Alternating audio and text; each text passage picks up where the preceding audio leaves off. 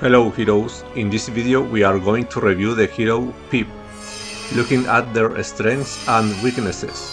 We will also see how to use this hero and 2 possible building routes for the first week. This will be at the highest difficulty level. Remember that this style of play may change depending on the template. Unlike Kelgul and Motley, who specialize in a specific unit and use that to win battles in the early game, PIP does not have that advantage. Is that bad?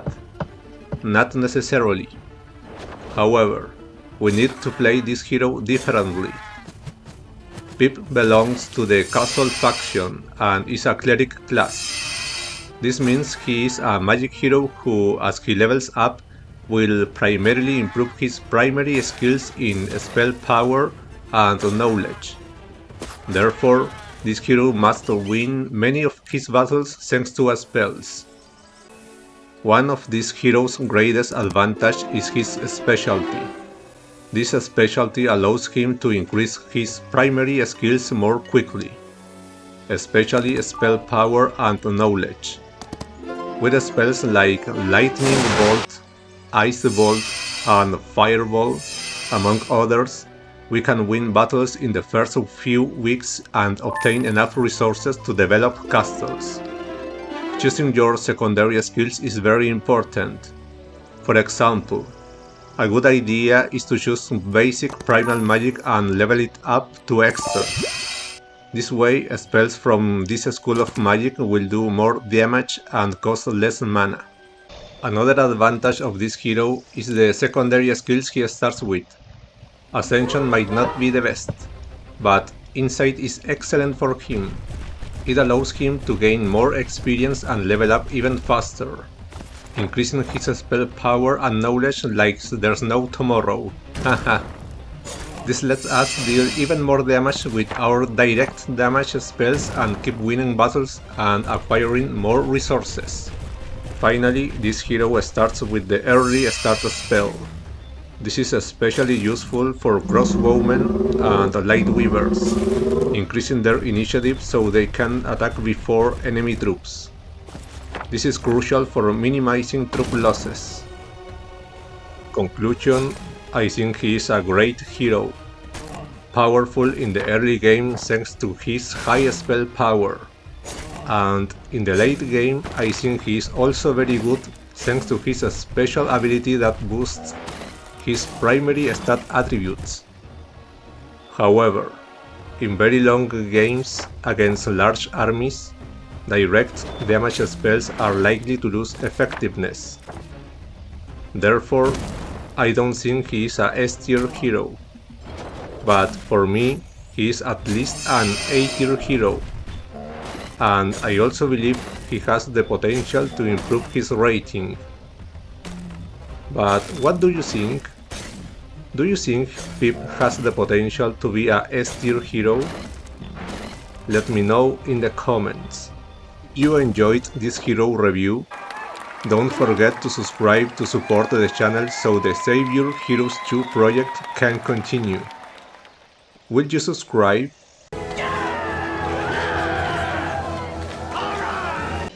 Now let's look how to use this hero in the first week and the possible building routes. I think my favorite route is to try to build the Radiant Forge and get angels as quickly as possible. That way, by the second week, we already have 2 angels, which is usually enough to defeat many of the enemies protecting the starting area's resources. Of course, choosing this route makes it very difficult to build the walls needed to increase the weekly growth of the other faction units. However, this unit with its high hit points allows us to win many battles without suffering losses, thanks in part to the spells I mentioned earlier. Lightning Bolt is the least powerful option, but spells like Ice Bolt and Fireball are stronger and ideal for the first few weeks. PIP's high spell power allows us to win many difficult battles.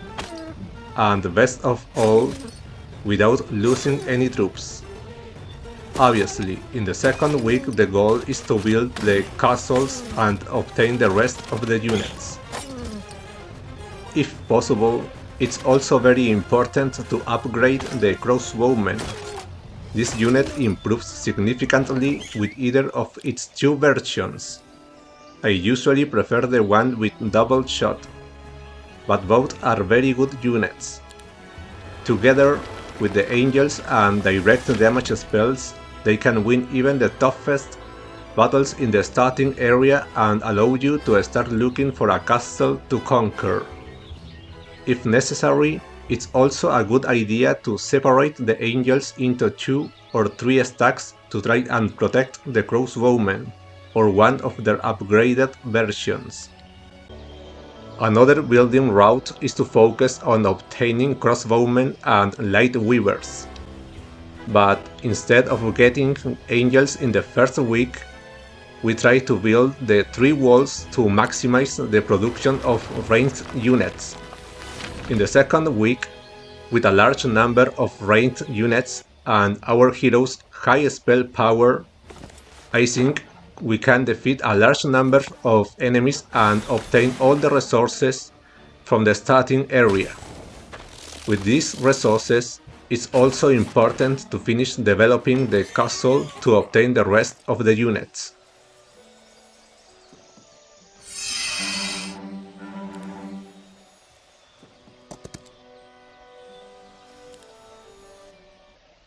If we don't have enough damage spells and we have the web spell, I think it's a good choice to slow down enemy troops and buy time for ranged units to finish the battle without losses, if possible.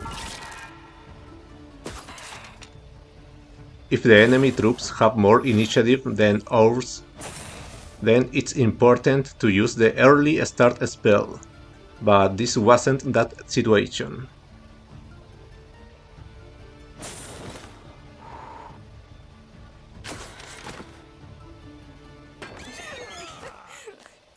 With the hero's specialty and secondary skill Insight, it is very easy for the hero to level up and improve his attributes.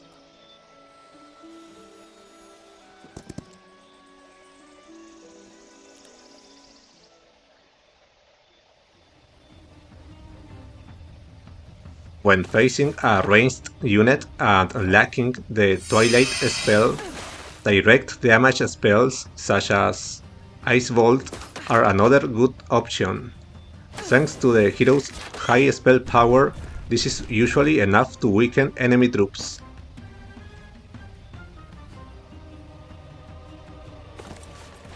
Against the other unit, which is very strong but slow, it's best to use the web spell first.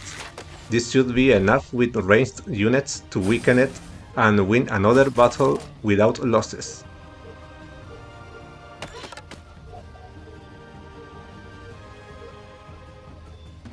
This second building route is really proving to be very good, so I think in the end it will mainly depend on the resources we have available.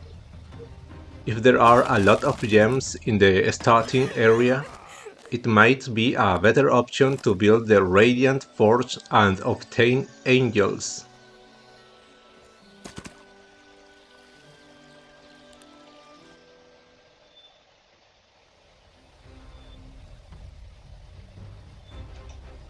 It's always a good strategy to observe the speed and initiative of enemy troops, and based on that, we can make a better decision about what move to make.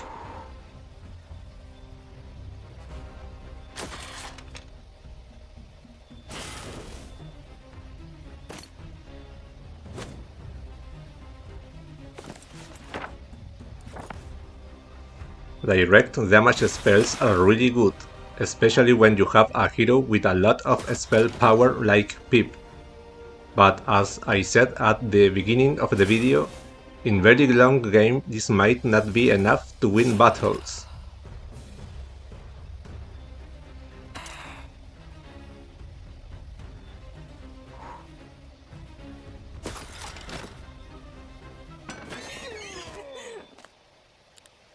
Well, if you enjoyed the video, leave a like and subscribe for more Heroes of Might and Magic content. See you in the next one. Goodbye.